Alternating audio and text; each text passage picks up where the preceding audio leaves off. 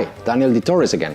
On this fourth video introducing the Anti-Rumours strategy, we will focus on some examples of concrete actions from anti-rumours campaigns implemented in different European cities. Remember that on the previous video we focused on the main steps of the anti-rumours strategy. These are the identification of the main rumours, collecting anti-rumours data and arguments, building anti-rumours networks, and training anti-rumours agents. Remember as well that the general goal of the anti-rumours campaign is to challenge and dismantle stereotypes, prejudices and false rumours about diversity issues and social groups. We want to prevent discrimination, but also to achieve the diversity advantage.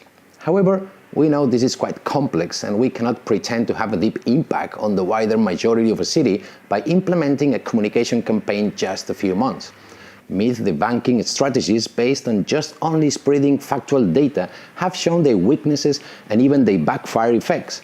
This is why the anti-rumours approach focuses on a qualitative and long-term process in which not just communication but also political commitment, social engagement and education are crucial to promote critical thinking and achieve real impact. We can identify two dimensions of an anti-rumours campaign: the global dimension and a more specific and intensive one. The global dimension consists mainly on the communication work, with the aim of showing the city commitment and attracts the attention of social actors and citizens. On the other hand, the specific dimension consists on more intensive grassroots work dealing with specific topics and target groups. This is what allows us to get down to face-to-face interaction, which is crucial for the anti-rumours approach. For example, if we focus on youth, we will probably consider working with schools. Thus, we should engage teachers and families in the campaign, but we would like also to involve cultural and sports centers, community leaders, etc. In this case, we won't probably even talk about anti-rumours data and arguments, as social psychology literature tell us how important it is to focus more on the face-to-face interaction and qualitative methodologies. So for designing anti-rumour campaigns, we need to take into account these two dimensions and be sure we clearly define the concrete objectives and expected results, the target groups, the key actors, the resources and tools needed, the definition of the campaign action plan, and indicators that will allow us to properly measure its impact. We also need to be sure to actively involve from the very beginning the anti-rumours agents who have been trained and the social actors that are part of the anti-rumours network. Let's see now some examples of anti-rumours actions, starting by the communication dimension.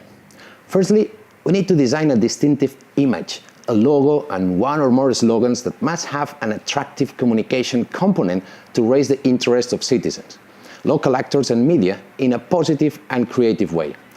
Remember that the anti-rumours approach does not pretend to blame citizens for having prejudices, but to attract them in order to promote critical thinking. A good example of this is the parrot that was first used in Getxo as a logo and which inspired other European cities. It is also highly advisable to have a website where anyone can get detailed information about the campaign and of course to use social media, as we cannot forget they've become a major channel both for spreading rumours but at the same time as a tool to raise awareness and foster networking.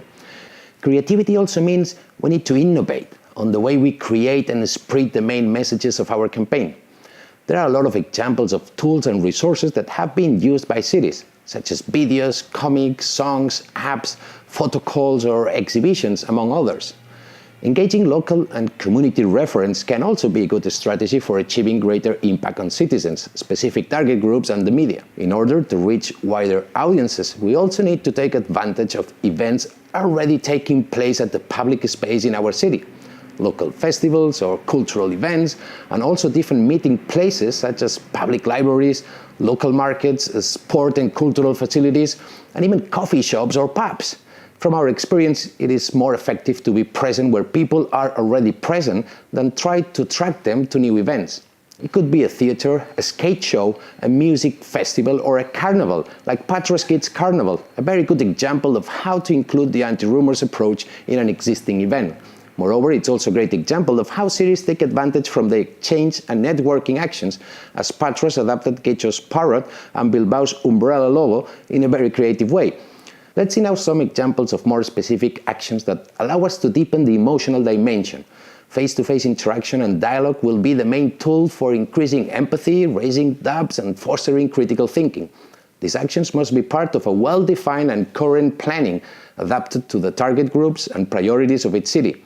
They should focus on working with schools or universities, but also with public administrations in order to raise awareness among civil servants, local organizations, companies, political parties, or media.